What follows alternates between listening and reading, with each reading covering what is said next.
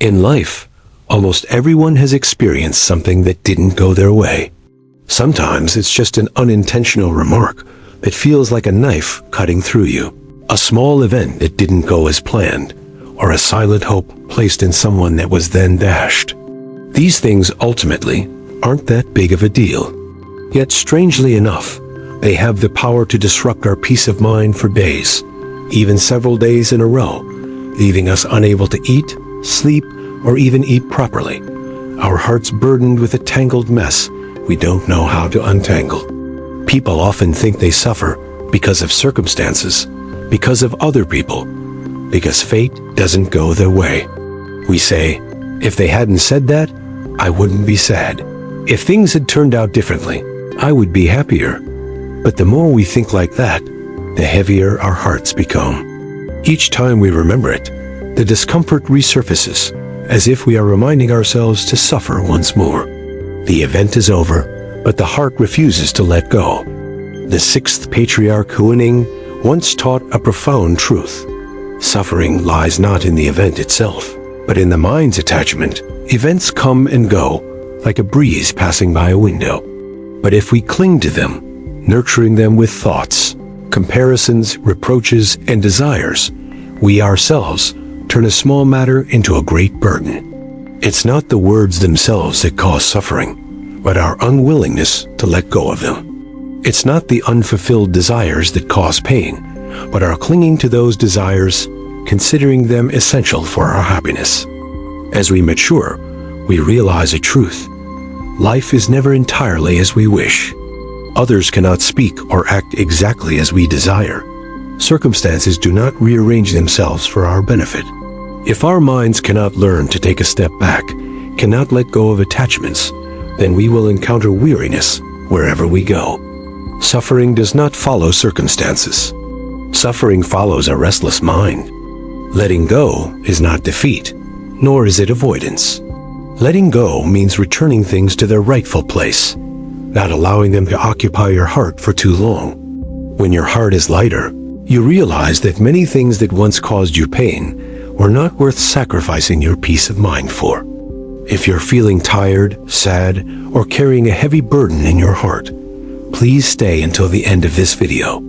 Perhaps just a little understanding, a little letting go, will be enough to lighten your heart on the journey ahead. 1. Unexpected events are the nature of life, not a disaster as people often think. But because we are accustomed to expecting, hoping, and picturing a beautiful scenario in our minds, when life deviates from that scenario, we immediately assume we are experiencing bad luck, injustice, and suffering. In reality, life never promises to fulfill anyone's wishes. It is only the human heart that makes too many promises to itself, only to be disappointed when those promises are not kept. From ancient times, our ancestors clearly understood this. They didn't view unfavorable events as calamities, but rather as a natural state of human life. Rain doesn't only fall at night, and sunshine doesn't only appear when we need it. People can't always be kind, and circumstances can't always be favorable. If unfavorable events were the exception, history wouldn't be filled with stories of ups and downs, losses, and changes. Because it's inevitable, our ancestors taught us to live with it, not to try to eliminate it. People suffer because they always view undesirable situations as mistakes. We think that it shouldn't have happened, that person shouldn't have treated us that way, that this outcome shouldn't have happened to us.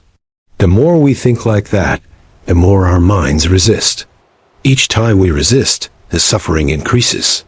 The event only happens once, but in our minds, it's repeated dozens, even hundreds of times. The real disaster doesn't lie in the circumstances, but in the resistance within our hearts.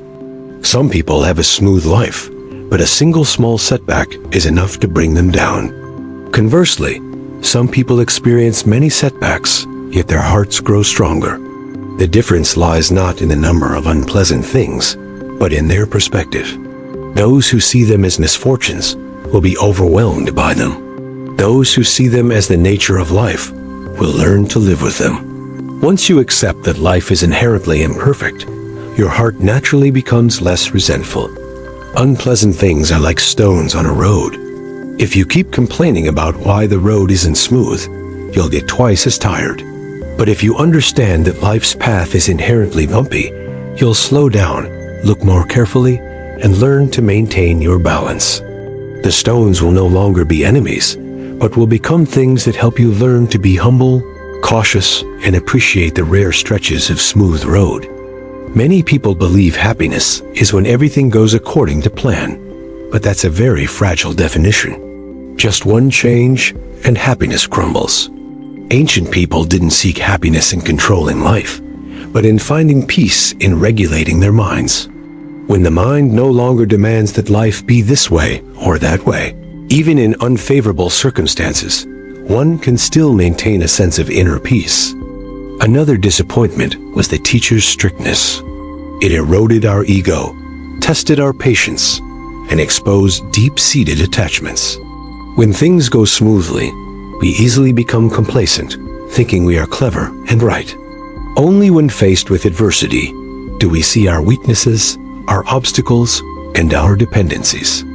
If we can see things this way, then every setback carries a lesson, even if that lesson is unpleasant. Some people spend their whole lives running away from things that don't go their way. They avoid difficulties, conflicts, and negative emotions. But the more they avoid them, the more afraid they become. When they can no longer avoid them, their spirits easily crumble. Conversely, those who dare to confront their misfortunes early on tend to have stronger inner strength. They don't expect life to be kind to them, so when life isn't kind, they aren't too surprised.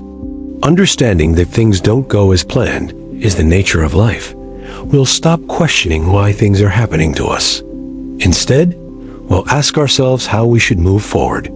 The first question weighs heavily on the mind. The second question opens the way. When the mind no longer sees adversity as a calamity, but as part of the journey, suffering naturally diminishes significantly. Life doesn't promise us only sweet flowers. But life doesn't intentionally make us suffer either. It's just that flowers and thorns always go together. A person who understands life doesn't demand flowers without thorns.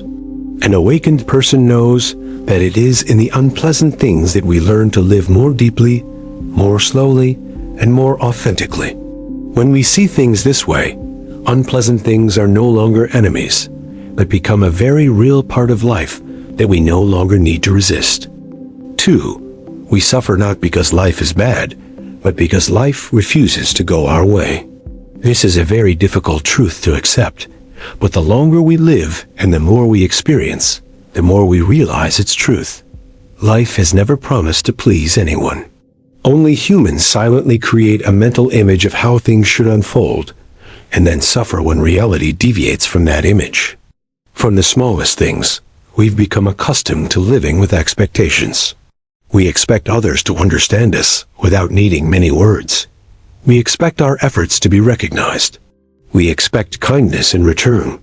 These expectations sound very reasonable, very human, but the problem lies in the fact that we take them for granted. When life doesn't deliver, we immediately conclude that life is cruel, people are heartless, and fate is unfair. In reality, life isn't bad. It simply refuses to conform to our personal desires. The Sixth Patriarch Huineng once pointed out that the root of suffering lies not in the external world, but in the mind.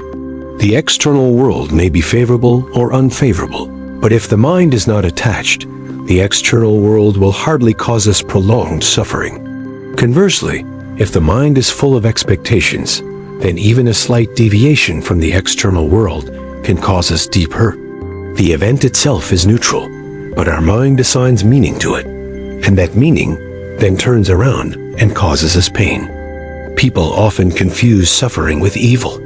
We think that anything that hurts us is bad, but some things that are initially very painful turn out to be positive turning points later on. Some people lose their jobs, and in their despair, realize they've been stuck in a job that's no longer suitable for them. Others are betrayed, and in their pain, they see people's true nature and learn to live more wisely. If life were truly evil, it wouldn't offer opportunities for growth hidden beneath the veneer of adversity. We suffer because we want to control life. We want everything to go exactly according to our plan. After investing effort, time, and emotion, we expect a commensurate return. But life doesn't operate on such a fair exchange principle. Some efforts don't yield immediate results. Some good intentions aren't accepted. When we don't accept this, resentment arises in our hearts. Resentment towards life, towards others, and even towards ourselves. There's a clear paradox. The more we want life to go our way, the more we suffer. The less we let go of our desire to control, the lighter we become. People who know how to live wisely don't place their happiness entirely in the hands of circumstances. They do their best in their work, but don't force life to produce the results they expect. When results come, they accept them. When they don't, they adjust their course. As a result, they are less shocked by changes. Life isn't inherently bad, but it's constantly changing. It's this change that causes so much pain. We become accustomed to a state, a relationship, a role, and think it will last forever. When things change, we not only lose what once there, but also our sense of security. The suffering then lies not in the loss itself, but in clinging to what is gone. If we accept that impermanence is the law of nature, then even painful changes won't break us down. Many people complain about the injustice of life when they see the wicked living comfortably while the virtuous suffer. But this comparison also stems from a desire for life to operate according to their own moral standards. We forget that life is not a judge that delivers immediate verdicts. Some consequences come very slowly. Some prices are not material, but rather mental anguish. If we only look at the surface, it's easy to draw wrong conclusions about what is good or bad. When we understand that our suffering stems from life not going our way, we stop blaming circumstances. We begin to look inward. We realize we've expected too much from others. We realize we've attributed happiness to a single outcome. We realize we've equated our self-worth with success or failure. Recognizing these things doesn't change life immediately, but it makes navigating life easier. Life isn't bad, but it's not obligated to please us. When we understand this, we stop demanding. We live responsibly with our choices, but we don't blame life when the results aren't what we hoped for. We allow ourselves sadness, but we don't wallow in resentment. We accept that some things, no matter how hard we try, cannot be achieved. This acceptance doesn't weaken us, but strengthens us. There is a kind of peace that only appears when we stop trying to make life conform to our imagination. At that point, we no longer view life through the lens of absolute right and wrong, but see it as a flowing stream. There are smooth stretches and rough patches.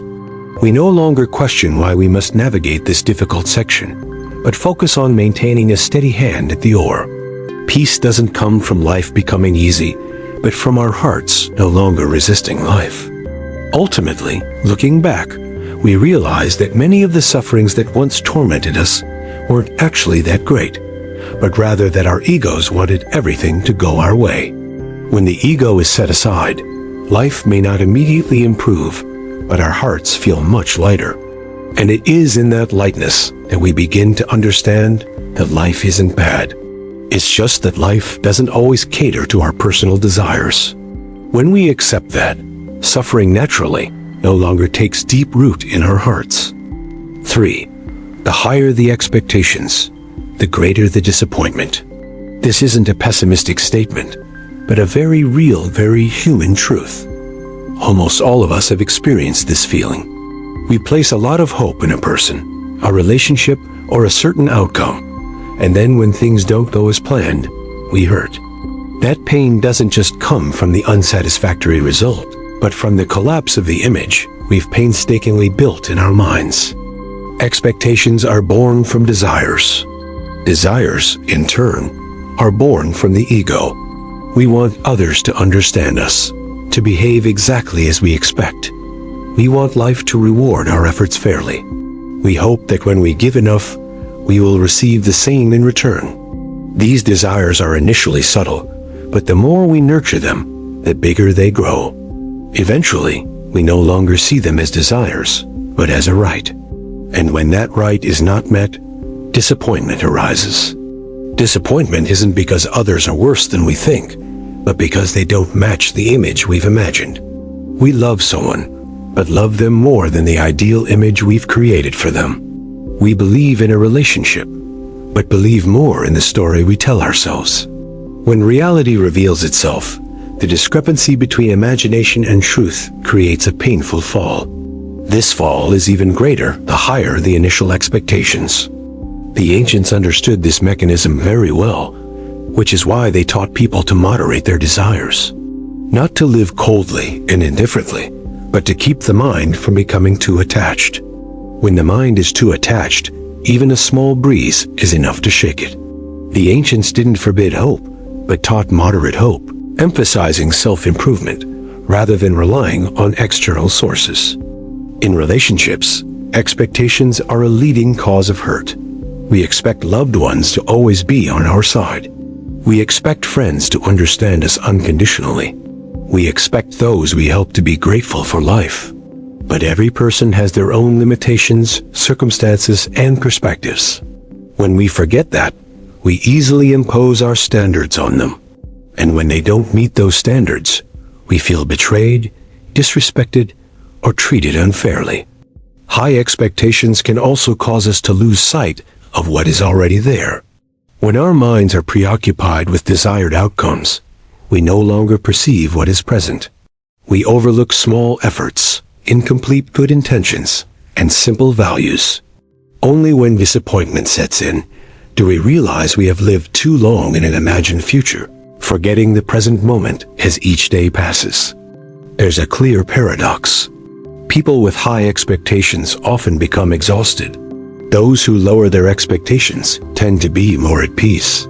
They still try their best, but they don't place their happiness entirely on the outcome. They understand that there are factors beyond their control. When the results are good, they are grateful. When the results are not as expected, they adjust. As a result, their minds are less likely to fall into a state of despair. High expectations easily breed resentment. We resent others for not meeting our expectations. We resent life for being unfair. We resent ourselves for trusting too much. But resentment doesn't change the past. It only prolongs the pain in the present. Only when we realize that the root of resentment is expectation do we have a chance to break this cycle. Lowering expectations doesn't mean giving up. Lowering expectations means shifting focus. Instead of expecting others to do a certain way, we focus on doing our part. Instead of expecting the outcome to be exactly as we want it to be, we focus on the process. When the mind is no longer fixated on a single outcome, disappointment naturally decreases significantly. The Sixth Patriarch Huineng once taught that when the mind is not fixed on anything, nothing can shake it.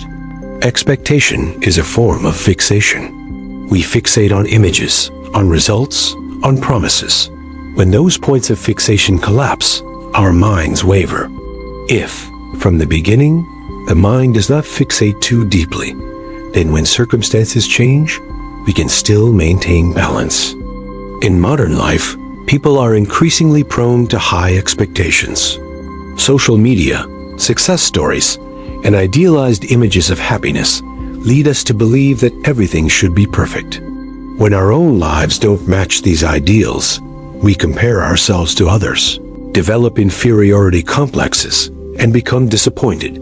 But these images are only a snapshot. Real life is always more complex and multifaceted. Learning to lower expectations is learning to be kind to yourself. When we don't demand that life compensate us for everything, we feel less pressure. When we don't burden others with the responsibility of making us happy, relationships become lighter. We allow others to be themselves and allow ourselves to find peace even when things aren't perfect. Ultimately, high expectations don't make life better. They only weigh down the heart. Understanding this, we can still hope, but with mindful awareness. We do our best, But we don't force life to reward us according to our wishes. It is this moderate degree of letting go that opens the door to lasting peace. If what I've just shared resonates with you, please take a moment to reflect. Subscribe to the channel and stay with simple philosophy so that each day we can learn to live more lightly, have fewer expectations, and keep our hearts from being dragged down by disappointment. 4. A small matter can become a big deal, not because of how serious the matter itself is, but because the mind that contains it is too cramped. When the mind is cramped, even a grain of sand feels heavy. When the mind is spacious, even a stone has room to rest. Much of human suffering doesn't stem from major events, but from the fact that we no longer have enough inner space to accommodate the very small, unpleasant things in everyday life. In daily life, there are countless trivial matters. An unpleasant remark, an unfriendly glance, an action that doesn't meet our expectations. If our hearts are broad enough, these things will simply pass by and fade away. But when our hearts are narrowed by worries, pressures, and expectations, these small things immediately get stuck. We think about them over and over, analyze them, overanalyze them, and then let them grow larger in our minds. The matter doesn't grow. Only the frustration in our hearts grows. A cramped mind often stems from attachment. We cling to our ego, to right and wrong, to the image we want to maintain in the eyes of others. When this attachment is touched, even slightly, we react strongly. A constructive criticism can be interpreted as an insult. An unintentional act can be misinterpreted as contempt. With no room left in the mind, anything that falls into it will cause a collision. Ancient wisdom teaches that the mind is like a vessel.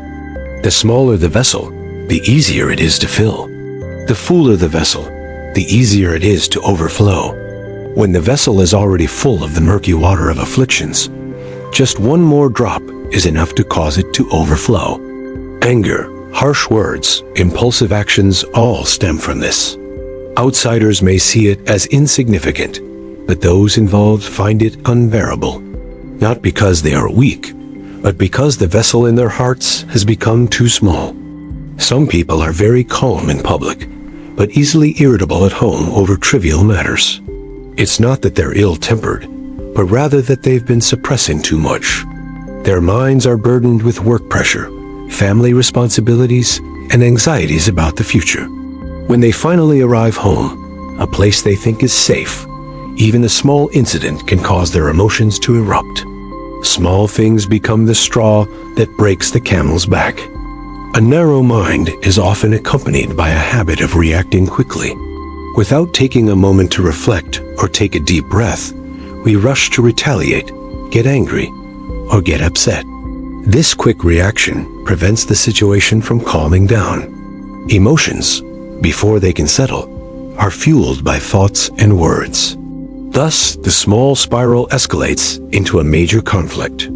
Conversely, people with broad minds aren't necessarily those who never encounter setbacks. They also face false accusations, misunderstandings, and unpleasant situations. But within their hearts, there's a space.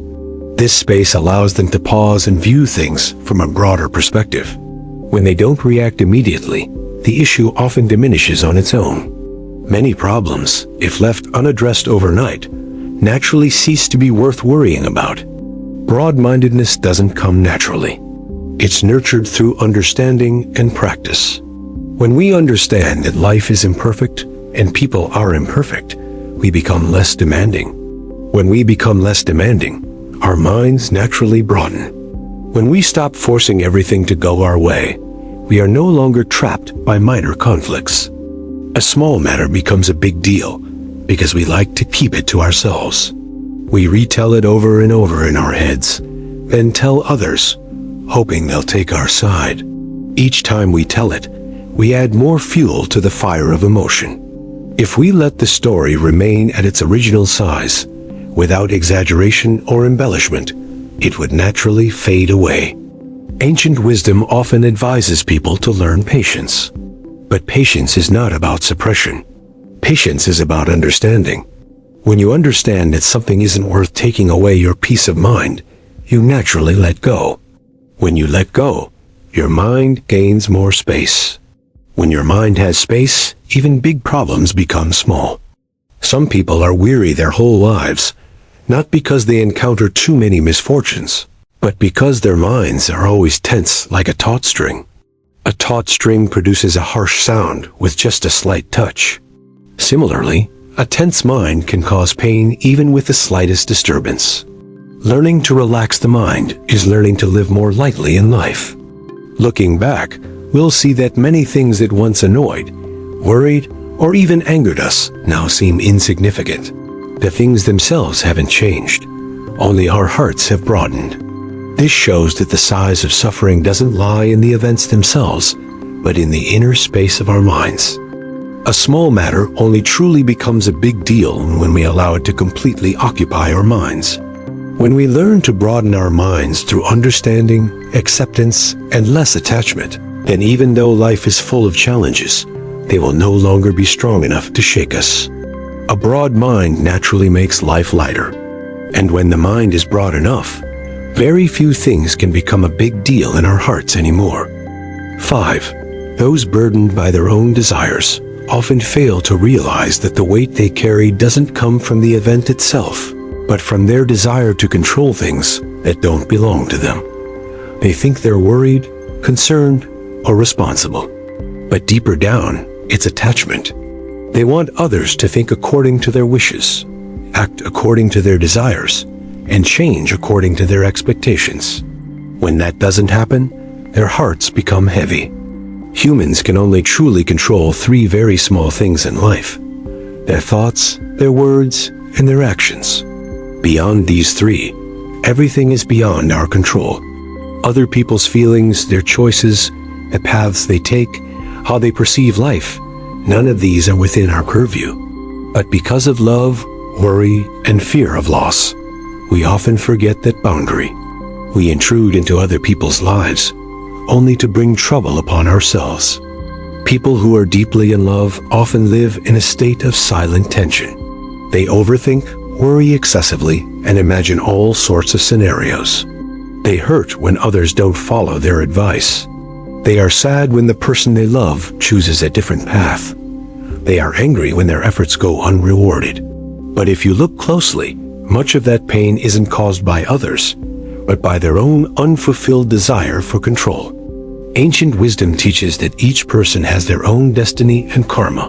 You reap what you sow. No one can live another person's life for them. When we try to interfere too deeply, we not only complicate our own karma, but also hinder the other person's journey of learning their lessons. Control disguised as love is sometimes a very subtle form of selfishness. We want others to live in a way that reassures us, but it's not necessarily the best way for them. People who are overly concerned often have an excessive sense of responsibility. They think that if they don't worry, remind, or push things forward, everything will fall apart. They forget that each person is capable of taking responsibility for their own life. When we take on all the responsibility, we become exhausted. When this exhaustion lasts for a long time, resentment arises. Resentment towards those who don't listen. Resentment towards life for not going as planned, and even resentment towards ourselves for caring too much. There's a hard truth to accept. Others have the right to make mistakes. They have the right to stumble. They have the right to choose paths we consider wrong. When we refuse to accept this truth, we'll be burdened for life, because life is always full of choices beyond our control. We can't force our children to live according to our dreams. We can't force our loved ones to change their personalities overnight. We can't force the people we love to reciprocate our feelings exactly as we expect. Those who know when to let go are not irresponsible. They still care and worry, but they know when to stop. They fulfill their part and give the rest back to life. They understand that love doesn't mean control. Caring doesn't mean steering for someone else. Once they've said what needed to be said and done what needed to be done, they accept the outcome with a more peaceful mindset. People who are burdened tend to live more in the future. They worry about things that haven't happened yet, fear what might happen, and imagine worst-case scenarios. This preoccupation with the future makes their present life heavy. Meanwhile, people who are lighthearted live more in the present. They address immediate concerns, maintain peace of mind in each moment, and don't dwell on the unknown. When we learn to distinguish between our own affairs and those of others, our minds naturally become lighter. Our own affairs are about maintaining an upright heart, living kindly, speaking truthfully, and behaving appropriately. Others' affairs are about how much they accept, how much they change, and which path they take. When this boundary is clear, we are no longer pulled along by things beyond our control. Many people fear letting go because they think it means losing. But in reality, letting go correctly is about gaining. You gain peace. You gain restful sleep. You gain inner space to take care of yourself. When you no longer want to control others, you truly return to being the master of your own life. Those who are deeply preoccupied with worries often live in great suffering without realizing it. They become so accustomed to worrying that they consider it a responsibility, even part of their nature. But when they stop and look deeper, they will see that most of that suffering is self-inflicted, not because they are living wrongly, but because they are living too deeply in a part of life that does not belong to them. Once we understand this, we begin to learn to let go little by little, letting go of the desire for others to be a certain way, letting go of the expectation that life will go our way, letting go of the need for control in exchange for peace of mind. And when our hearts become lighter, we realize that true love always comes with freedom. Freedom for others to be themselves, and freedom for ourselves to live more peacefully amidst a life full of changes. 6. A restless mind creates a restless world. A peaceful mind creates a peaceful world. This seemingly simple saying is the core of much suffering and also the key to peace. People often think that external circumstances cause them suffering or joy. But if we look deeper, we will see that in the same circumstances, some people are restless, while others are calm. The circumstances remain unchanged, only the mind is different. It is the mind that is the mirror reflecting the world we live in. When the mind is agitated, everything around seems to shift in an unstable direction. An ordinary word is interpreted as an attack. A fleeting glance is taken as contempt. A small incident can upset us all day.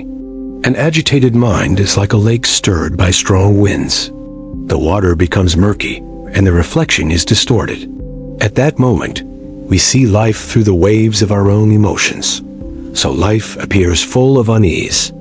Conversely, when the mind is at peace, the surroundings seem gentler. Not because life is less difficult, but because we no longer overreact. Things that once annoyed us now simply pass by. Words that once hurt us no longer carry the same weight. A peaceful mind is like a calm lake. Even though the surroundings remain the same, the reflected image is clearer and more tranquil. The ancients understood this connection very well. They didn't teach how to change the external world, but how to tame the mind. Because the external world is too vast, too full of variables. The mind, however, is right within our grasp. When the mind is placed in the right position, the world naturally changes. Not the circumstances, but how we navigate those circumstances. Mental agitation often stems from attachment. Attachment to right and wrong, superiority and inferiority, gain and loss. When this attachment arises, the mind becomes turbulent. A word that touches the ego, an action that doesn't meet expectations, an outcome that doesn't meet hopes. Each time this happens, the mind is disturbed. The external world, originally neutral, becomes a source of suffering through mental agitation. Inner peace isn't about the absence of emotions. Inner peace means that emotions come, but don't drag you away. You acknowledge sadness when it comes. You acknowledge anger when it comes. But you don't let sadness or anger completely consume your mind. A person with inner peace still lives in the world, still faces challenges, but within them lies a space of stillness. This stillness prevents them from being swept away by external changes. Some people think that peace of mind can only be achieved when everything is stable, but the reality is the opposite. When the mind is at peace, we can see the path forward amidst turmoil. If we wait for things to be calm before finding peace, we will spend our whole lives chasing after conditions. Because life is rarely completely peaceful. One problem after another arises. If the mind lacks inner peace, then no matter how turbulent the circumstances, we will be affected as well. An agitated mind also tires us out because we're always wanting to react. We want to argue back, prove ourselves, and compete. Each reaction consumes a lot of energy. At the end of the day, our bodies are tired, and our minds are even more exhausted. Meanwhile, those who know how to maintain inner peace aren't so unaffected by injustice, but rather because they choose not to react to everything. They dedicate their energy to what truly matters. Inner peace doesn't come from escaping life. It comes from understanding the true nature of life. Life is impermanent. People who are kind to us today may change tomorrow. Circumstances that are favorable today may be difficult tomorrow. When we understand this, we no longer cling to any state of being.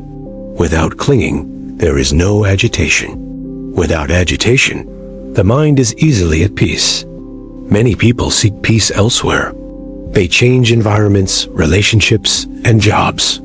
These changes are sometimes necessary, but if the mind remains restless, unease will follow wherever one goes. The ancients said that if you travel the world with a troubled mind, the world will become troubled as well. Only when the mind is calm can one see things less sharply.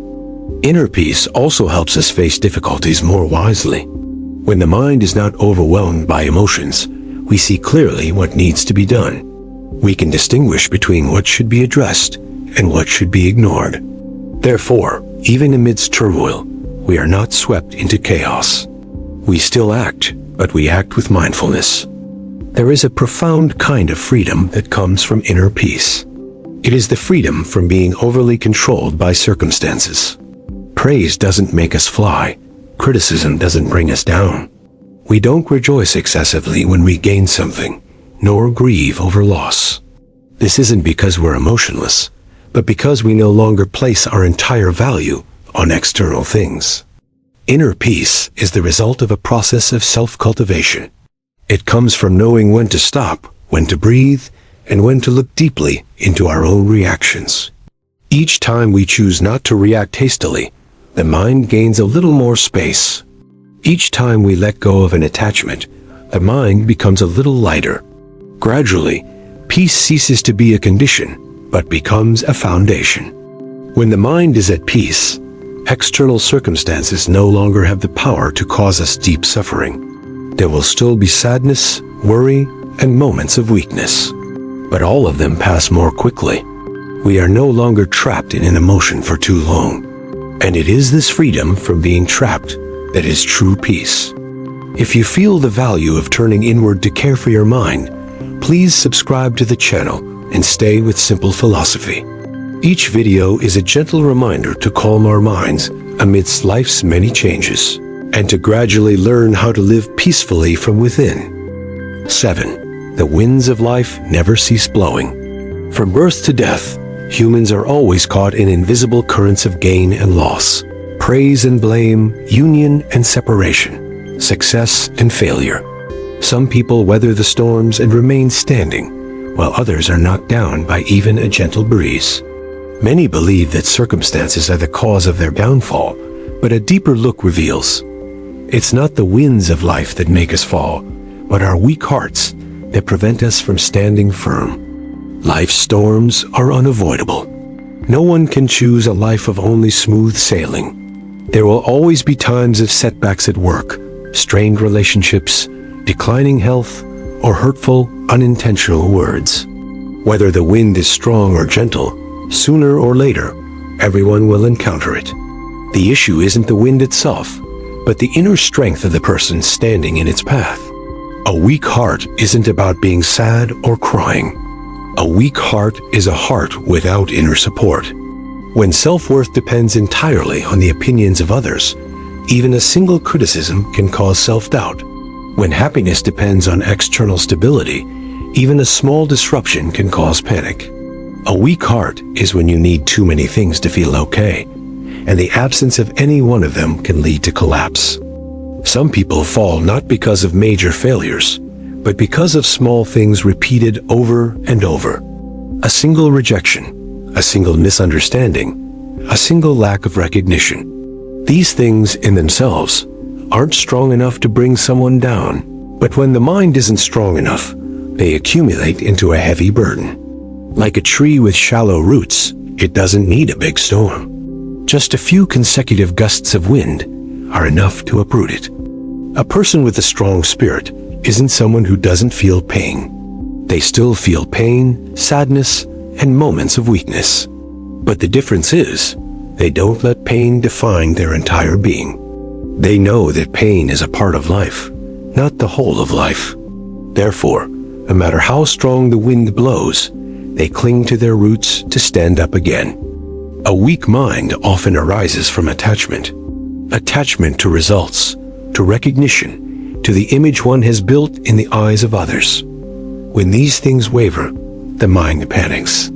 The slightest touch of life's winds on that point of attachment is enough to cause us to stumble.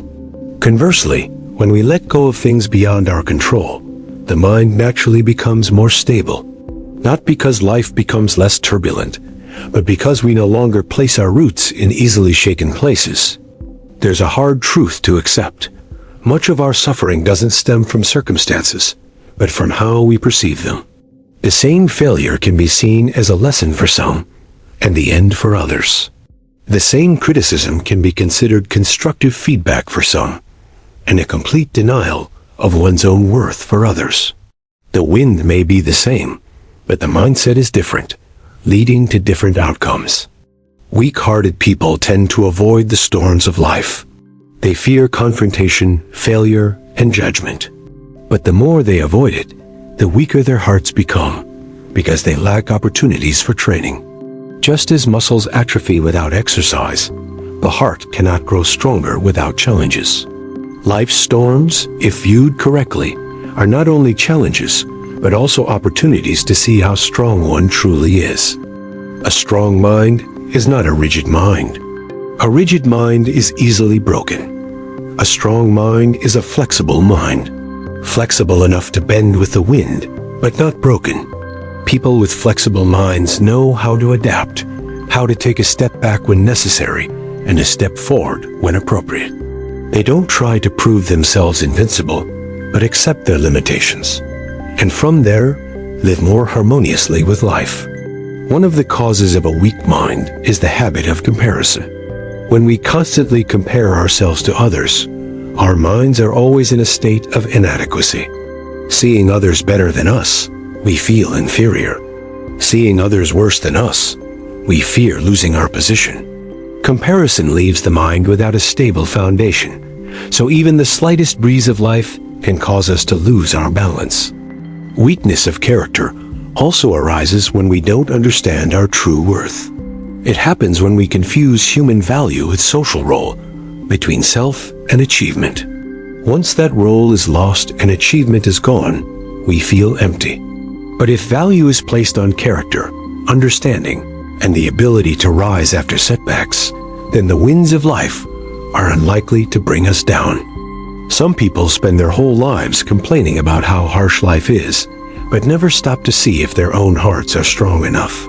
They wish life were less difficult, but they refuse to strengthen their minds.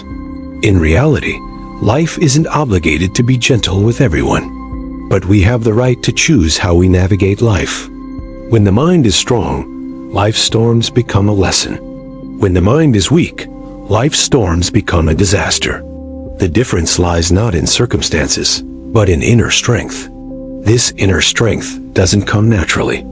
It comes from knowing how to look back at oneself, accepting what cannot be changed, letting go of what doesn't belong to one, and being patient with oneself during difficult times. The winds of life will continue to blow, today and tomorrow. But if we take the time to cultivate our inner selves, to learn to stand firmly on our own 2 feet, then each wind will only help us understand ourselves better, not make us fall.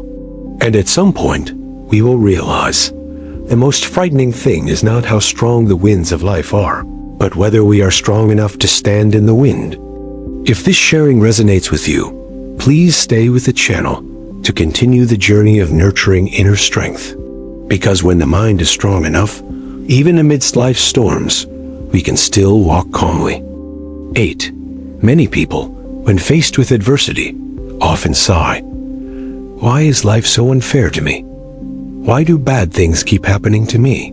In their minds, adversity is synonymous with punishment, misfortune, something to be avoided as much as possible.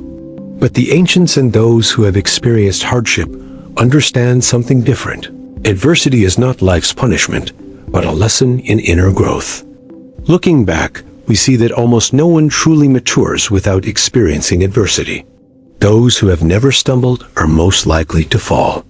Those who have never experienced pain often don't appreciate it. And those who have never been tested often don't know their strengths or weaknesses. Adversity doesn't appear to defeat us, but to reveal us. Life operates according to the law of cause and effect. Favorable circumstances nurture us, while unfavorable circumstances refine us. If there were only favorable circumstances, people would easily become arrogant, complacent, and live superficially without ever looking deeply into themselves. It is unfavorable circumstances that force us to stop and ask, why does this hurt me so much? What am I clinging to? Where are my weaknesses? Much suffering doesn't lie in adversity itself, but in how we label it. When we see adversity as punishment, the mind immediately reacts. Resistance breeds resentment, and resentment breeds suffering upon suffering. But when we see adversity as a lesson, the mind shifts to observation. Observation breeds understanding, and understanding breeds growth. The same circumstances, but 2 different perspectives, create 2 completely different paths. Some people become bitter, withdrawn, and lose faith after failure. Others become more mature, humble, and steadfast after failure. Failure itself doesn't change, but the inner self does. Adversity is like fire. True gold shines brighter the more it's heated, while impurities are burned away. It doesn't intend to harm, it only clarifies. Adversity often strikes where we are weakest. Loss hits our clinging. Betrayal hits our gullibility. Illness hits our complacency. Loneliness hits our ego's desire for recognition. Without these blows, we would never see the dark corners of ourselves. And what remains unseen cannot be fixed. There's a profound truth. Adversity doesn't come sooner or later than the time we need to learn that lesson. When our hearts are young, the lesson comes gently. When we ignore it, the lesson repeats itself at a harsher level. Life doesn't punish. Life patiently teaches until we understand. What weary people isn't the lesson itself, but the resistance to that lesson. Mature people aren't those who encounter adversity less often, but rather those who learn more quickly from it. They don't ask, why me? But rather, what does this want to teach me? They don't rush to escape, nor do they wallow in resentment. They accept their emotions, but they don't let those emotions control their lives. Adversity also teaches us about impermanence. What we think is certain can disappear very quickly. People we trust can change. The position we hold may be gone. It is this impermanence that makes us less clingy, less arrogant, and less delusional about control. When we understand impermanence, our hearts soften. Softness is not weakness, but knowing how to go with the flow of life. Some people become more reserved and profound after facing adversity. They speak less and observe more. This isn't because they're pessimistic, but because they've come to realize that life isn't simple. People aren't perfect, and they themselves aren't flawless. This depth of understanding is a sign of inner maturity.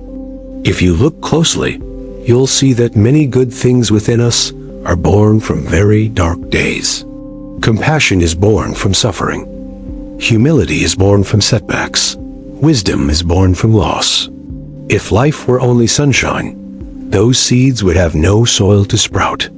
The important thing is not to pray for adversity to come, but to prepare an inner self that is open enough to receive it. When the heart is open, adversity will not destroy everything, but will only cause temporary disruption before settling down. When the heart is narrow, even a small event is enough to make the whole world collapse. Adversity doesn't define who you are. How you navigate adversity defines you. Some people become bitter after overcoming it. Some become forgiving. Some lose faith. Some gain a deeper understanding of life and themselves. Adversity doesn't choose the outcome. You choose it. If you're facing adversity today, try pausing for a moment. Don't rush to ask, when will this suffering end? Instead, try asking, what's the lesson here? The answer may not come immediately, but simply by shifting the focus of your question, your mind begins to mature. Because ultimately, life doesn't need you to be perfect. Life just needs you to grow. And many times, adversity is the strictest but most honest teacher, guiding you along that path. 9. In Buddhist teachings, there's a saying that sounds paradoxical at first glance, but becomes more profound the longer one lives. Afflictions are enlightenment. Many people nod in agreement, but when true afflictions, suffering, hurt, loss, injustice arise, they only want to escape, complain, or pray for it to disappear as quickly as possible. Few are calm enough to look deeply and realize that the very place where we suffer the most can be the place that opens the door to enlightenment if we know how to turn inward. Troubles are not something unfamiliar. They are present in our daily lives. A hurtful word, an unfulfilled expectation, a gradually crumbling relationship, an unnamed worry about the future, or a vague feeling of unease, even when nothing major is happening. People often view troubles as enemies, something to be eradicated. But this very perspective only fuels their growth. The more we resist, the more stressed we become. The more we try to avoid them, the more they cling to us. In reality, suffering doesn't arise from circumstances, but from how our minds react to those circumstances. Two people face the same situation. One remains calm, the other suffers. This shows that the problem lies not in the situation itself, but in our inner selves. Suffering is a sign that within us there is an attachment, a clinging, an unfulfilled desire. Without attachment, suffering has no place to take root. Therefore, when we say suffering is enlightenment, it's not a glorification of suffering, but rather pointing out the path to transformation. Suffering is like a signpost. It appears to let us know there are things to look at, things to let go of, and areas for broadening our understanding. If we only focus on chasing away suffering without looking deeply, we will miss the most important message life sends us.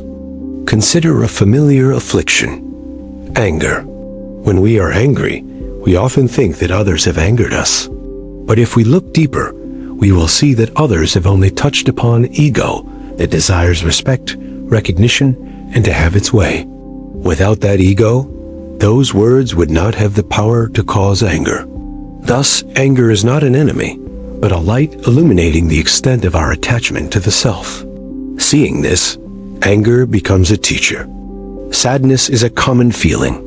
We grieve over loss, separation, and failure to achieve our desires. But if we look deeper, sadness reveals that we are attaching our happiness to something external: a person, a position, an image of the future. When that changes, the mind loses its anchor and sadness arises. Recognizing this, we learn a lesson about impermanence and inner freedom. When we no longer place our happiness entirely on external things, sadness no longer dominates us as before. Even anxiety, the silent torment that wears down many people, is a form of pointed distress.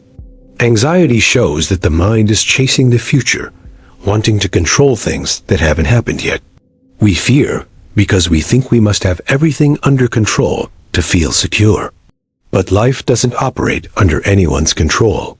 By looking deeply into anxiety, we learn the lesson of letting go, learning to live more fully in the present. When the present is fulfilling, the future is no longer a burden. The problem with humanity isn't having suffering, but identifying ourselves with suffering. We say, I'm angry, I'm sad, I'm worried. But if we look more closely, we'll see that anger is a state of mind, sadness is an emotion, and worry is a stream of thoughts. They come and go. They are not me. When we see suffering as me, we are swept along by it. When we see it as merely a phenomenon that arises and ceases, we begin to create distance and freedom. Looking deeply isn't about rational analysis, but about mindful observation. When suffering arises, instead of asking, who is causing me suffering? Try asking, what is this feeling saying about me? Where the pain is, there is attachment. Where the suffering is, there is clinging. Each suffering is a clue. Those who turn inward will find the root cause. Those who only look outward will endlessly repeat the same suffering in different forms.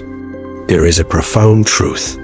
Enlightenment is not outside of suffering, but lies within suffering. Without suffering, we would have no motivation to turn inward and cultivate our minds. It is because of suffering that people seek enlightenment. It is because of anxiety that people learn to find peace. It is because of hurt that people learn compassion. If life were only comfortable, very few people would bother to look deeply into the true nature of the mind. Many ancient sages said, those who have never experienced profound suffering cannot yet possess profound wisdom. It's not that suffering itself gives rise to wisdom, but rather that suffering forces us to pause, to question, and to break free from our old ways of life. When afflictions become sufficiently great, they shatter familiar illusions, preventing us from living superficially as before. It is at that very moment, if we do not flee, that enlightenment begins to unfold. However, transforming afflictions is not something that happens overnight. Some afflictions are very old, very deep-seated, nurtured for many years, even since childhood. Each time a similar situation arises, it resurfaces. What is needed is not to force it to disappear, but to patiently observe it each time it comes, with less judgment and less resistance. With each deep observation, a part of ignorance dissolves. The afflictions therefore weaken. When we no longer fear suffering, suffering loses its power. When we know that behind every suffering is an opportunity to understand ourselves better, we no longer panic whenever our minds are restless. We begin to believe that no matter what happens, we can learn something. That belief is the seed of enlightenment. At some point, we will realize, when suffering comes, we know it has come. When suffering stays, we let it stay. When suffering goes, we know it has gone. It no longer drags us along as before. At that time, suffering is no longer an enemy, but a companion on the path to inner growth. We don't need to search for enlightenment far away, because every day of life, every encounter, every suffering is silently opening that door. Ultimately, understanding that suffering is enlightenment doesn't eliminate life's storms, but it prevents the mind from being swept away by them. We still live in the world, still face gain and loss, love and hate, success and failure, but we are no longer overwhelmed by them. We learn to stand still within ourselves, even when the outside world is in turmoil. And perhaps that is the greatest gift of wisdom. Not a life without suffering, but an inner self that can see deeply enough to transform suffering into enlightenment. 10. There's a very common misconception that many people carry throughout their lives, that peace of mind only comes when circumstances are favorable. Because of this belief, people constantly chase after external arrangements in their lives, hoping for smoother work, better understanding from others, a more stable family life, and fewer misfortunes. But the more they chase, the more exhausted their minds become, because life isn't designed to cater to anyone's desires. The Sixth Patriarch Huineng once taught, Peace does not come from tranquil surroundings, but from a mind that is not dragged down by them. This statement sounds simple, but only after living long enough and experiencing many trials and tribulations can one truly understand that favorable circumstances are only temporary conditions, while inner peace is the lasting foundation. Looking back on our lives, we see that there are periods when everything seems fine, enough money, stable job, loved ones are all together, yet we still feel uneasy, worried, and sleepless. Conversely, there are also people in extremely difficult circumstances, illness, loss, loneliness, yet their eyes remain calm, their words gentle, and their hearts free from resentment. The difference lies not in the circumstances, but in the strength of their inner selves. Inner peace is like an inner pillar. If the pillar is weak, even a gentle breeze can shake it. If the pillar is strong, even the strongest winds will only pass through it.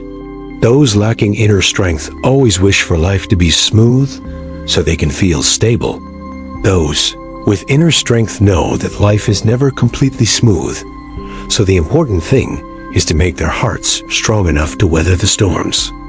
We suffer not because life is too turbulent, but because we set conditions for peace. We whisper to ourselves, "When this matter is resolved, I will be at peace. When that person changes, I will feel relieved. When I have enough money, I will be at ease." But those when-s rarely come to fruition, because when one matter is resolved, another arises. The other person may not change according to our wishes. Having enough money then creates worries about keeping it. Peace is constantly postponed to the future, while the present is neglected. The ancients clearly understood this, which is why they taught, to find peace, one must turn inward and cultivate inner peace, not wait for the world to change. Those who place peace in the context of circumstances live in a passive state. Those who build peace from within will find a place wherever they are. This is the difference between seeking peace and having peace. Inner peace is not innate, but forged through experience. Each time something unpleasant happens, we have two choices. Either let our minds be swept away, or use it as an exercise. When misunderstood, we can react immediately to prove ourselves right. That's a weak mind. Or we can observe our emotions, clearly see the discomfort arising, and then choose to remain silent or speak just enough. That's a growing, stronger mind.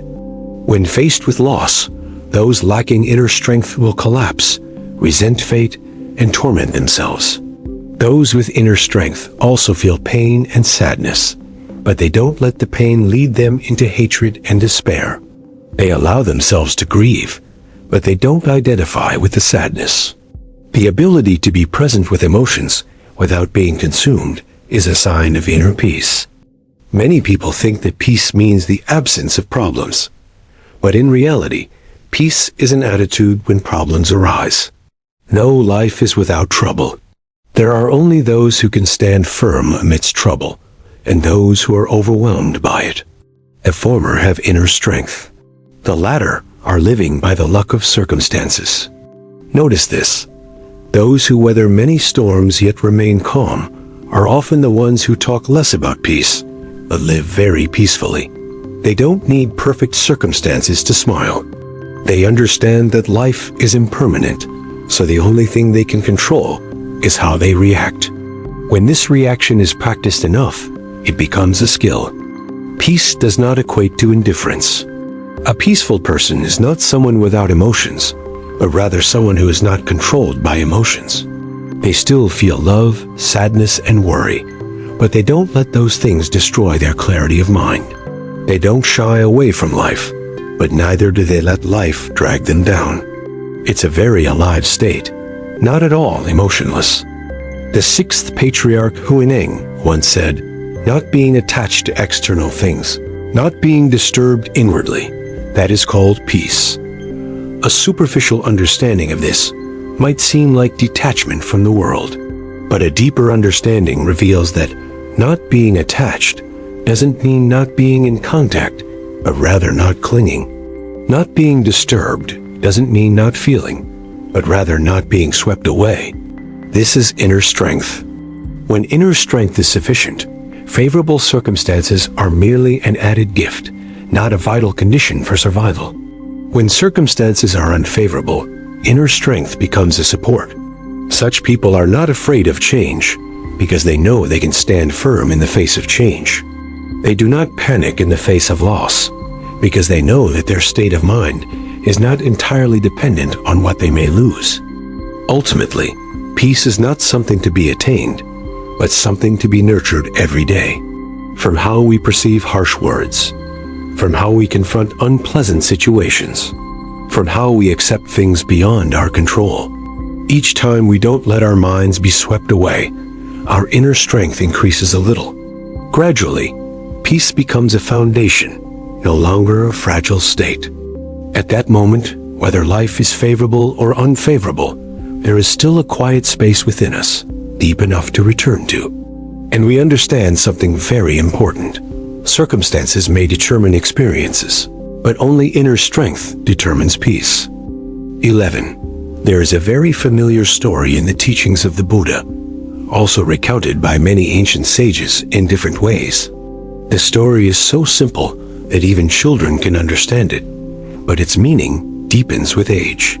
It is the story of the handful of salt in the lake, a story that clearly illustrates why, with the same suffering, some people are crushed while others see it only as a small ripple in their hearts.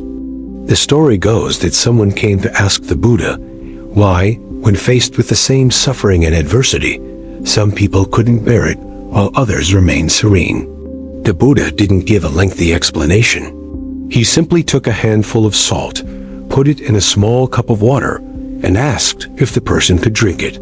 The person tasted it and grimaced at the extreme saltiness, finding it unpalatable. Then the Buddha took the same handful of salt, put it in a large lake, and asked if the water was salty.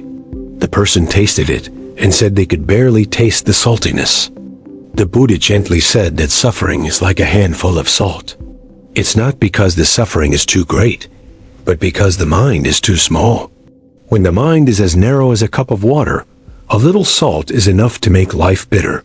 When the mind is as vast as a lake, the same amount of salt is just a very small change, not enough to even stir up the surface of the lake. That story struck a chord with the root of human suffering. We often think we suffer because of circumstances, because of others, because of fate. But if we look deeper, we'll see that suffering often grows not because of the events themselves, but because our inner selves are too full. An unintentional remark is enough to make us think about it all day. An unpleasant experience is enough to keep us awake for many nights. It's not because those things are too heavy, but because there's no more room in our hearts to hold anything more. A small mind is one that revolves solely around the self. Everything is measured by whether it benefits or harms me, whether it will embarrass me, or whether it goes against my wishes. When the mind is so contracted, any external influence directly impacts its most sensitive core.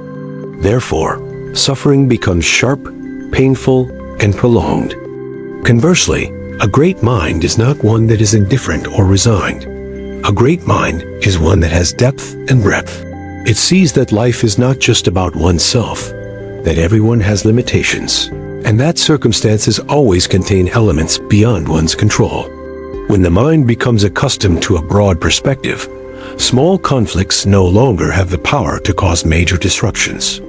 Some people are held accountable for a lifetime because of a single insensitive remark. Others lose faith in humanity because of a single misunderstanding. These reactions aren't due to weakness, but because their hearts are like a small cup of water. In that cramped space, the salt of life becomes too salty.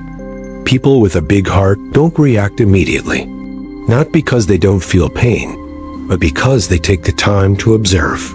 They ask themselves if this is worth carrying on for so long. Is this resentment worth sacrificing peace of mind for?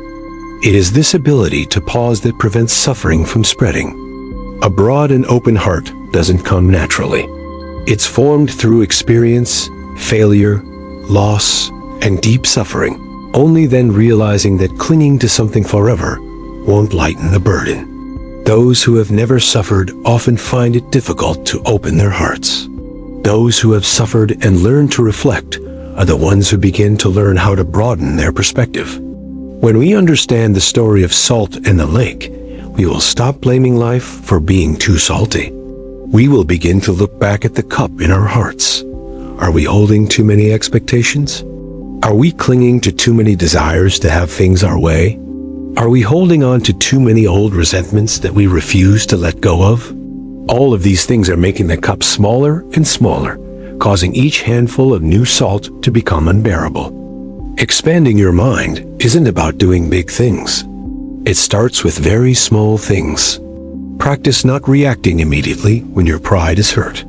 Practice not rehashing something that upsets you. Practice putting yourself in someone else's shoes before judging. Practice accepting that there are things you don't need to fully understand, things you don't need to win or lose. As our hearts gradually broaden, we discover something fascinating. Things that once caused us intense suffering suddenly seem insignificant in comparison. Not because they disappear, but because our hearts have grown large enough to no longer be consumed by them. Like that lake, the salt is still there, but it no longer has the power to make everything bitter. Many people seek peace by changing their circumstances. They think that changing jobs, relationships, or places of residence will end their suffering. But if the cup in their heart remains small, no matter how many times their circumstances change, the salt will still be as salty as before. Those who understand the way do the opposite. They are not overly concerned with changing their lives, but quietly expand their hearts. The story of salt and water reminds us of something very important. Don't be quick to judge the suffering of others as big or small. It's the same handful of salt, but the amount of water each person drinks is different. What we can endure, others may not be able to endure. What others overcome easily, we may not be able to do. Understanding this will reduce judgment and increase empathy. Ultimately, suffering is not the enemy. Suffering is like salt. A little salt makes a dish flavorful. Without salt, life would be bland. The issue isn't the salt, but the capacity to contain it. When the mind is big enough, suffering is no longer a calamity, but becomes the material that helps us become more profound, more mature, and understand life better. Ancient wisdom teaches that the purpose of spiritual practice is not to eliminate suffering, but to prevent suffering from becoming even greater. The story of the salt and the lake is a gentle reminder of this. When the mind is small, recognize that suffering arises from the mind itself. When the mind is mature enough, suffering comes and goes, no longer able to overwhelm us. And that's when we realize that peace isn't about life being less salty, but about having a heart broad enough so that the salt is no longer salty. 12. There's a very short Zen story, but only those who have experienced enough weariness in life will find it strangely relatable. It's a story about a glass of water overflowing, about a mind always crammed with desires. So every step is filled with tension, fear, and anxiety. The story goes that a student sought out a Zen master to learn the Dharma. He spoke at length about what he had read, the philosophies he believed in, and his experiences. The Zen master silently poured tea into the cup before him. The cup overflowed, but the master continued pouring. The student, alarmed, exclaimed that the cup was already full, and pouring more would only cause the tea to spill. The Zen master then slowly said, "Your mind is like this cup. It's overflowing with opinions, understanding, desires, and affirmations. If you don't empty it, no matter what I pour in, you won't be able to receive it anymore." This story isn't just about learning the way.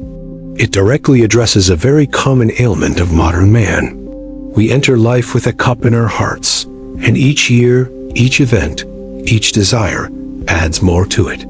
We long for recognition, success, love, to avoid being inferior, to control our future. The cup gets fuller and fuller, and we are completely unaware of it. When the glass is full, people live in a state of constant tension. They fear spilling it wherever they go. They fear losing interest in conversation. They fear making mistakes at work. They fear unrequited love. It's not because life is too harsh, but because the heart no longer has room to breathe. Even the slightest tremor is enough to make the water ripple. People with many expectations are often very tired. They want everything to go exactly as planned. They want others to behave according to their expectations. They want life to follow a pre-written script, but life doesn't know anyone's script. Therefore, every time life deviates even slightly, they feel insecure, frustrated, and disappointed. Stress doesn't come from doing too much, but from holding on too tightly. We hold on to expectations about the outcome. We hold on to the image of who we should be. We hold on to the fear of loss. We hold on to comparisons with others. A little bit of everything, and when we look back, the cup in our hearts has long been full. We just kept pouring more in. The ancients said that a wise person knows when to stop. They know when to add and when to subtract. But most of us are only good at adding, not subtracting. We add goals, responsibilities, worries, and expectations.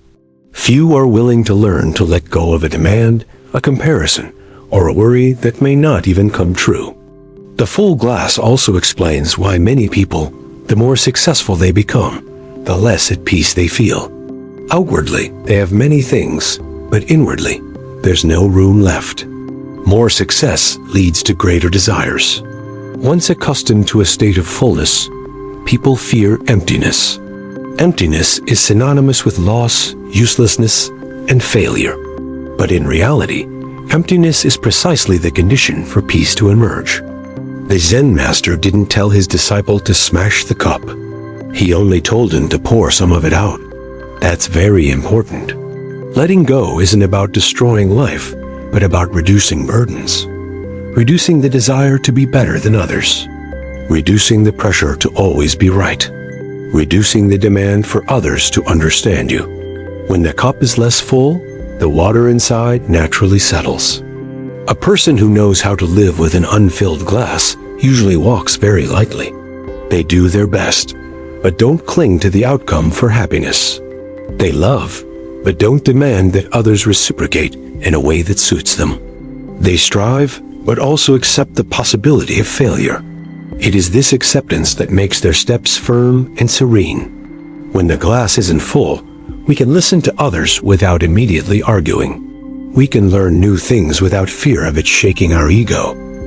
We can face adversity without panicking, because there's still room in our hearts, room to breathe, to see, to adjust. Many people think that reducing desires will lead to a loss of motivation. But in reality, it's excessive desires that exhaust us. When the limits are just right, motivation becomes clearer.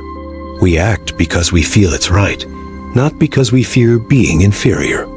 We live because we find meaning in life, not because of the pressure to become someone else. The story of the full glass of water reminds us to reflect on how we are living. Whenever we feel stressed, we should ask ourselves what our glass contains. Are there any desires that are no longer necessary? Are there any expectations that are tiring us out without bringing peace? Just emptying a little bit will bring a feeling of lightness. Ultimately, peace isn't about having more, but about having enough. It's not about filling up completely, but about knowing when to leave room. When there's room in your heart, no matter what life pours in, you won't fear overflowing. And when you walk without fear of overflowing, each step will naturally slow down, become more steady and lighter. 13. There's a very relatable story, not profound philosophical, not requiring much explanation, but anyone who has ever felt weary in life can see themselves in it. It's the story of the sandbag, a story that reminds us that sometimes we complain life is too heavy. But the truth is, we ourselves have chosen to carry too many unnecessary things. The story goes that a traveler was crossing the desert. Before setting off, he carried a large bag full of sand. When people asked why he was carrying sand, he said that having sand with him made him feel safer. At first, the journey was short, and he had plenty of energy. so he walked quite easily. But the further he went, the harsher the sun became, his legs grew weary, and the bag of sand grew incredibly heavy. Every step was a struggle. He sat down and complained that the desert was too harsh and the journey too cruel. Someone passing by suggested that he remove some of the sand to make it lighter. But he shook his head, saying that he was used to carrying this sand and felt a void without it. So he continued trudging along, complaining about his fatigue and lamenting the long journey and the unfairness of life. That story is a reflection of many of us. We're not necessarily tired because life is too heavy, but because we carry too much. We carry old resentments, lingering sorrows, unfulfilled expectations, comparisons with others, responsibilities that aren't ours. A little bit of everything, accumulating into a huge sack of sand in our hearts. When we are young and full of energy, we don't feel the weight of that bag. We think we can bear it, we can carry it. But as time passes, events pile up, our inner strength diminishes, and that bag begins to exhaust us. We wake up feeling tired. Even small things feel burdensome. Hearing something displeasing is enough to weigh down our hearts. We often blame circumstances.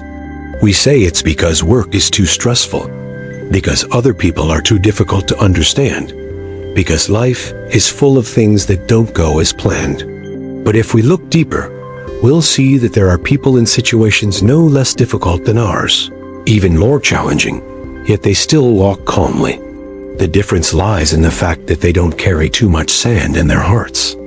There are sorrows that should only be carried for a short distance, but we carry them for a lifetime. There are words that should only be heard and then carried away by the wind, but we hold them tightly in our hearts. There are relationships that should only be kept at a superficial level, but we embrace all of others' emotions. Each time we don't let go, the sack of sand gets heavier. Many people mistakenly believe that holding on is an act of loyalty, responsibility, or kindness. But the ancients clearly saw that kindness does not equate to self-torture. Carrying things that don't belong to you for too long ultimately only depletes your blessings and vitality. Wise people know how to distinguish between what needs to be borne and what should be let go of. The sandbag is also a symbol of the ego. We carry with us the desire for superiority, the craving for recognition, the fear of being looked down upon. When someone doesn't behave the way we want, we add another handful of sand to the bag. When we see someone better than us, we add another handful. When life doesn't go according to our wishes, the sandbag fills up even more. We walk through life with our backs increasingly hunched, without understanding why we are so tired. There's a truth that's hard to accept, but once you accept it, your mind starts to feel lighter. That is, not everything needs a reaction, not every problem needs a solution, and not every emotion needs to be held on to. Many things just need to be seen, and then let go. Like sand in a bag, if you don't empty it, it will stay there forever. The person who begins to feel less weary is the one who dares to ask themselves a very honest question. That question isn't about why life is so heavy, but about what they are carrying in their heart. There are worries that haven't happened yet. There are responsibilities they've taken on themselves. There are expectations they've set for themselves. Only when they can see each grain of sand individually do they have the opportunity to let go. Letting go isn't about escaping. Letting go is about making choices. Knowing that some things don't need to be carried into the future. Knowing that some people don't need to play too big a role in your heart. Knowing that past mistakes don't need to be repeated in your thoughts. Each time you let go a little, the bag gets a little lighter. Many people fear letting go because they think it means losing. But in reality, letting go is giving back. Giving back responsibility to those who need to take responsibility. Giving back emotions to those who caused them. Giving back the flow of life. When we don't hold on to everything, we have the strength to live our own lives. The story of the sandbag also reminds us of our limitations. No one can carry the weight of the world without getting tired. No one can please everyone without exhausting themselves. No one can hold on to everything without losing their peace of mind. Recognizing limitations is not weakness, but wisdom. Some people become less talkative as they get older. It's not because they're cold, but because they don't want to add fuel to the fire. They choose silence in the face of gossip and conflict. They choose to step back from things that weigh heavily on their hearts. This isn't escaping from life, but rather knowing how to protect oneself. When the burden in our hearts lightens, we find life no longer as heavy as before. The road is still long, the sun is still scorching, but our steps are less drawn out. We can stop to admire the scenery. We can walk slowly without panicking. We can rest without feeling guilty. This lightness doesn't come from life changing, but from no longer carrying so much. Ancient sages taught that those who practice self-cultivation are not those who avoid suffering, but those who do not add suffering to themselves. Every resentment, every torment, every comparison is like a handful of sand. No one forces us to carry it, but we carry it out of habit. Only when we are too tired do we lament the burden of life. If you feel tired today, try pausing for a moment. There's no need to rush. Just open your bag and look inside. Is there something you've been carrying for too long? Is there a sadness that needs to be let go of? Is there a desire that's causing you stress instead of bringing peace? We are not tired because life is heavy. Life has always been this way. We are tired because we chose to carry too much. And when we understand that, we also understand that lightness is not at the end of the road, but in the moment, we dare to let go of some of the burden on our shoulders. 14. There's an old story passed down through generations, seemingly simple at first glance, but the longer one lives and the more experiences one has, the more profound its meaning becomes. It's the story of losing a horse and getting a horse back, a story that reminds us that fortune and misfortune never stand still, and what people call something today may not necessarily be its true nature tomorrow. The story goes that in a remote border region, there lived an old man who raised horses. One day, his most prized horse suddenly ran away to the land of the Huns. His neighbors came to comfort him, saying he was very unlucky. But the old man calmly replied, "Perhaps this is a good thing." Everyone shook their heads, thinking the old man had become so resigned to his fate that he was indifferent to loss. A short time later, the horse returned, bringing with it a strong, wild horse. Neighbors came to congratulate him, saying he was very fortunate. But the old man remained calm. Who knows? Maybe this is a bad thing. People began to find him strange, because who wouldn't be happy to have another good horse? One day, his son was riding that wild horse when he unfortunately fell and broke his leg. Neighbors came to visit again, this time to offer condolences. But the old man repeated his old words. Perhaps this is for the best. Sure enough, not long after, war broke out, and all the young men in the area were conscripted into the army. Many never returned. His son, however, because of his broken leg, was allowed to stay behind, and his life was saved. The story ends there, but its echoes follow people throughout their lives. The blessings and misfortunes in that story are not fixed. What we call a disaster today may be a life-saving opportunity tomorrow. What we consider good fortune today may be the beginning of a series of sufferings tomorrow. There is no clear boundary between blessings and misfortune, only the silent workings of fate. People suffer greatly because they always want to label everything immediately. As soon as something unpleasant happens, we hastily conclude that life is unfair to us. As soon as something goes well, we quickly rejoice, quickly have high expectations, and quickly think that everything will go smoothly from now on. But life doesn't operate according to fleeting human emotions. Life follows cause and effect, and cause and effect are constantly changing. There are people who harbor resentment their entire lives because of a seemingly disastrous event. They don't realize that this very event led them down an even darker path. There are also those who, because of a little early success, become arrogant, and neglect self-cultivation, only for that blessing to become a source of trouble later on. Looking back, they realize it wasn't life that was deceitful, but rather their own superficial understanding of the world. The ancients understood this very well, which is why they taught that wise people neither rejoice nor grieve prematurely. It's not because they are emotionless, but because they know that everything is in the midst of a flow, and nothing is a final conclusion yet. Only when the cycle of events ends and the fruit ripens can one know whether it was a blessing or a curse. But people are often impatient, wanting to know the outcome as soon as something happens. In modern life, the story of losing a horse and getting another horse repeats itself daily, only in different forms. Some people lose their jobs, feeling like they've fallen apart, but thanks to that, they escape a toxic environment and find a more suitable path.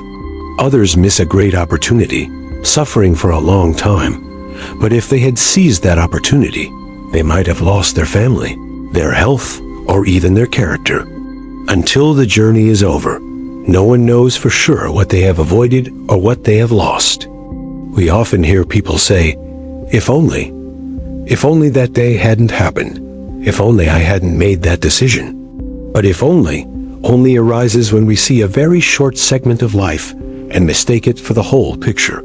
If we look more broadly and deeply, we will see that many if-onlys have actually saved us from even worse things. What causes human suffering is not fortune or misfortune, but the attachment to one's own judgmental perspective. When we consider something a misfortune, we become resentful, resistant, and unwilling to learn the lesson.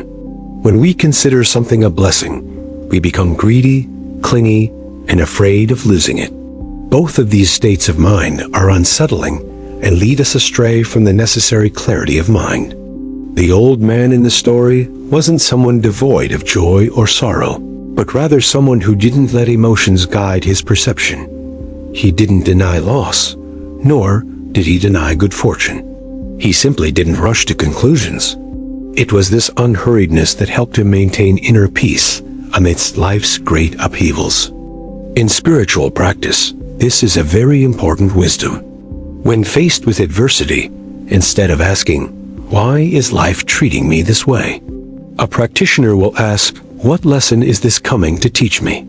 When faced with favorable circumstances, instead of giving up, they will remind themselves, "This is just a temporary situation. I need to keep my mind steadfast." Because of this, they are neither blinded by good fortune nor disturbed by misfortune.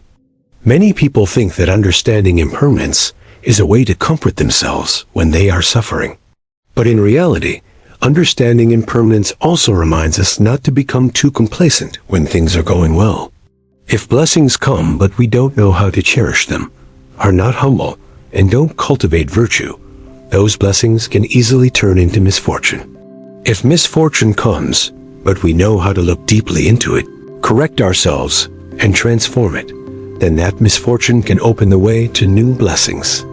The story of the horse lost but found also teaches us another very important lesson. Don't judge others hastily based on a single stage in their lives. Some people may be facing difficulties today, but perhaps that is a turning point for their growth. Some people may be at the peak of their careers today, but if their mindset isn't strong, it could be the beginning of their decline. Life is long. A short period doesn't mean anything. When we understand this, we will compare ourselves less, envy less, and look down less. We will no longer view life through the lens of winning and losing, superiority and inferiority, but through the lens of cause and effect. Each person is on a different path, with different lessons. What they have may not be what they need most, and what they are losing may not be what they should regret most. True peace comes when we accept that not everything needs a good or bad label. Some things simply happen as they are. When we don't rush to label things, our minds react less, become less agitated. This gives us space to see more clearly and choose to act more wisely. In everyday life, whenever we encounter setbacks, we remember the image of the old man who lost his horse, perhaps our hearts will feel a little lighter. Not to blindly reassure ourselves that everything will be all right, but to remind ourselves that we haven't seen the whole picture. Until we see the whole picture, it's best to keep our minds steady and not let emotions drag us too far. Fortune and misfortune are like two sides of a spinning coin. Until it lands, we don't know which side will appear. But wise people don't stand there worrying or rejoicing excessively. They prepare themselves with a strong enough mindset to accept whichever side comes up. Ultimately, the most valuable thing in the story is not the horse, nor the avoidance of war, but the heart that remains unmoved by fortune or misfortune. When the heart is not swayed, a person is truly free. And with that freedom, whether fortune or misfortune comes, one does not lose oneself. 15. There's a period in life when people easily suffer. Not because life is too harsh, but because their hearts aren't broad enough to accept things that don't go their way. An unpleasant word, an unexpected action, an untimely event. All of these are enough to weigh heavily on the heart, cause endless thoughts, and keep them tossing and turning at night. But wise people, the longer they live, the more they understand that things that don't go their way are never the masters of this life. They are merely guests. Wise people learn to view adversity with wisdom. Wisdom here doesn't mean sharp thinking or sophisticated reasoning, but rather the ability to see the true nature behind things. When something doesn't go as planned, the natural human reaction is to resist, complain, or find someone to blame. But wisdom teaches us to pause and ask, what is this really taking away from me? Or is it just taking away a desire? Much of what we call suffering doesn't actually come from the events themselves, but from shattered expectations. We expect others to understand us, so when they are indifferent, we hurt. We expect life to be smooth sailing, so when we encounter difficulties, we become dissatisfied. Wise people see this clearly, so they don't hastily equate disagreements with unhappiness. They understand that life doesn't obligate us to cater to anyone's wishes. Viewing things that don't go our way with wisdom reveals their impermanence. What annoys us today may be forgotten a year from now. What seems like a dead end today may, in retrospect, be just a necessary detour. When we understand that events are merely a link in the long chain of life, we no longer exaggerate our suffering as we did before. Wise people also learn to look at those who hurt them with compassion. This is much more difficult, because when hurt, the ego often rises very strongly. We want to prove ourselves right, want the other person wrong, want to be recognized as the victim. But compassion doesn't begin with defending others, but with understanding that they are suffering in their own way. No one hurts others for no reason. Behind a harsh word often lies an uneasy heart. Behind an unintentional action often lies a troubled inner life. The person who hurt us may not be aware of their impact, or they may be reacting to old, unhealed wounds. Understanding this won't make the pain disappear immediately, but it prevents us from harboring resentment. Compassion doesn't mean accepting being treated badly, much less condoning wrongdoing. Compassion means not letting sadness become a poison in the heart. Wise people can keep their distance, can say no, can leave, but they don't carry hatred with them. They don't let others continue to live in their hearts through torment. When we look at those who hurt us with compassion, we liberate ourselves first and foremost. Resentment is like holding a burning coal in your hand. You wish someone else to get burned, but you are always the one who suffers first. Compassion doesn't weaken us, but lightens our hearts.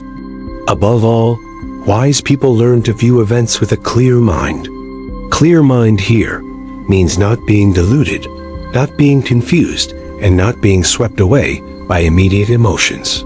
When events occur, many people lose their bearings because they only see what is collapsing, not what is being restructured. The event is like a heavy rain. When you stand in the rain, you only feel wet, cold, and uncomfortable. But when the rain passes, the earth and sky are cleansed, the air is fresher, and new life begins to sprout. A sensible person doesn't deny the rain, but they don't mistake it for an eternally gloomy sky. Viewing events with a clear mind means not rushing to conclusions about fate.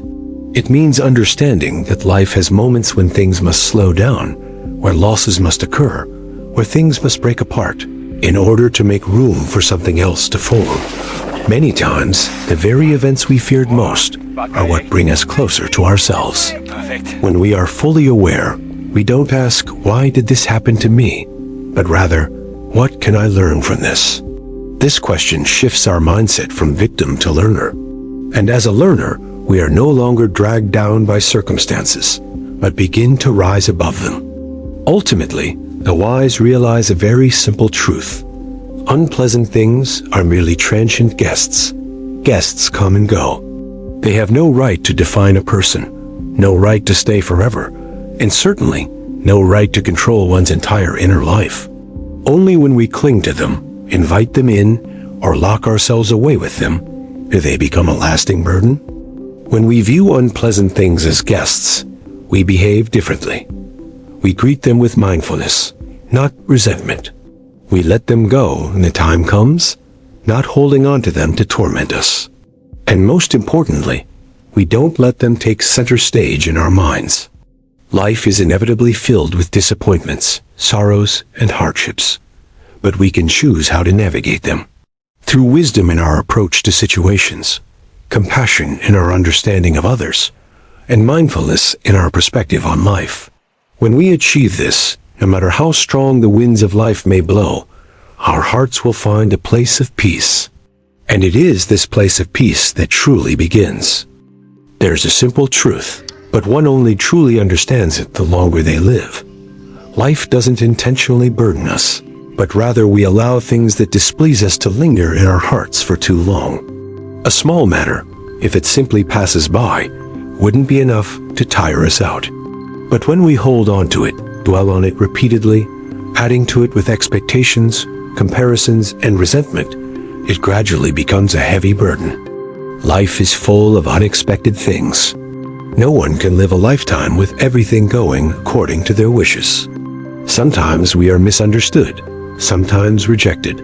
Sometimes we try very hard, but the results are not what we hoped for. These things are simply events. They don't intend to cause us suffering. It is how we face them that determines the severity of that suffering. When the mind is narrow, a single word can keep us awake at night. A single glance can lead to endless day of overthinking. A small matter can be exaggerated into a major hurt. But as the mind gradually expands, we begin to see things differently.